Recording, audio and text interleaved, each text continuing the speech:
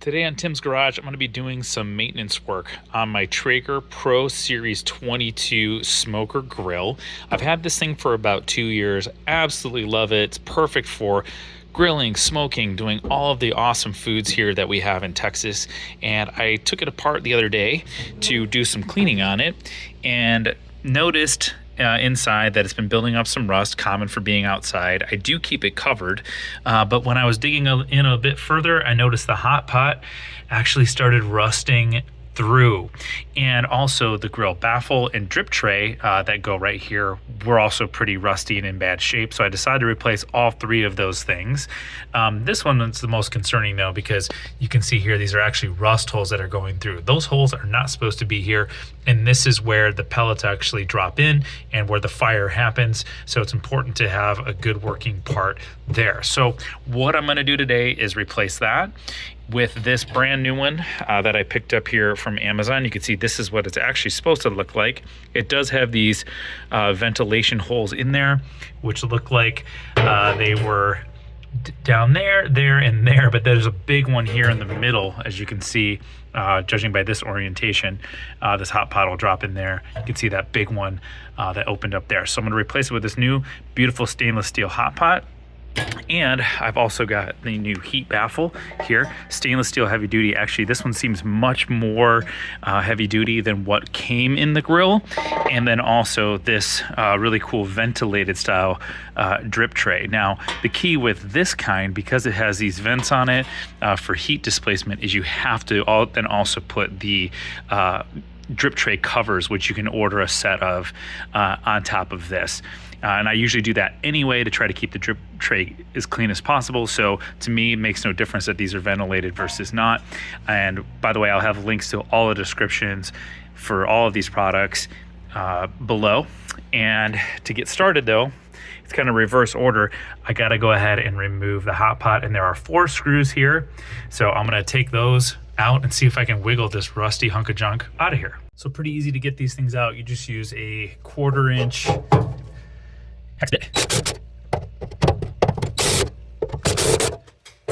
Get those loose.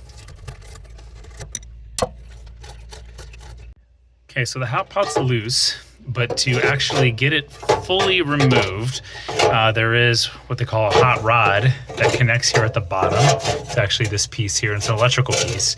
So we have to pull the box off and lean it to be able to get access to that cable, to be able to pull it through slightly to get some slack to fully remove this.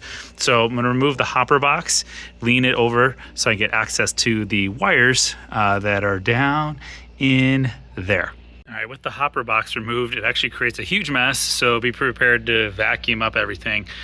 But then once you get to the wire bundle here, you actually have to unclip or snip all of the zip ties to be able to get some looseness here on these cables. But this is the one that goes in for the hot pot. So we're going to see about creating some slack and then being able to pull this on through. Let's actually see if it works now. Yep, there we go.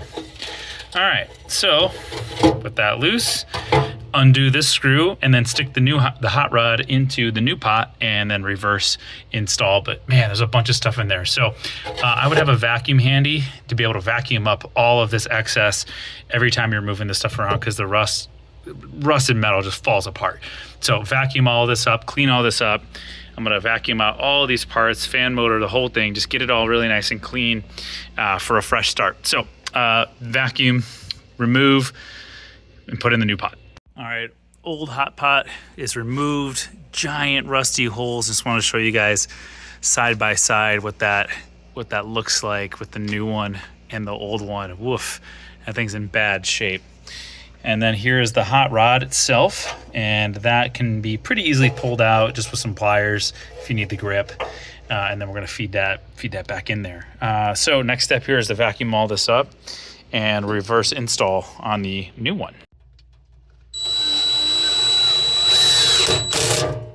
All right, I'm just finishing up the install of the new hot pot, and you just kind of wiggle it in place. You can see there's the hot rod sticking out, and then there is the corkscrew feeder from the hopper, And I actually went ahead and used the old screws. I didn't want to, but the screws that they provided, the thread here and the width of the screw is actually too fat for the hole. So I'm just reusing the old hardware here. It still works fine. It's not pretty, but I'm just gonna reuse all 4 of those screws to button this up.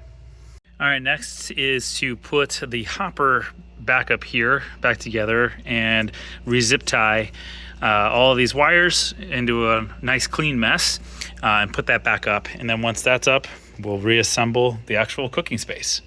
All right, hopper is back on, pot is installed. Next is to put in the heat shield, like so. And that just sits in those notches. And last but not least, the cool new ventilated drip tray. Just sits in there like so. And then finally, the grill top. All set, looking good. Next step is to fire it up and make sure she's working. All right, to do the heat test, I actually just fired up the grill, put it in smoke, and she's dropping pellets in, and I can smell a little bit of smoke, so we're gonna keep an eye on it, make sure that these things start burning in the new hot pot. And if they do, we are golden. Well, look at that. Beautiful white gray smoke billowing out. You can see in the hot pot, she's on fire, burning away at those pellets. So now all I gotta do is put it all back together real quick, all the pieces, and we'll call this project done.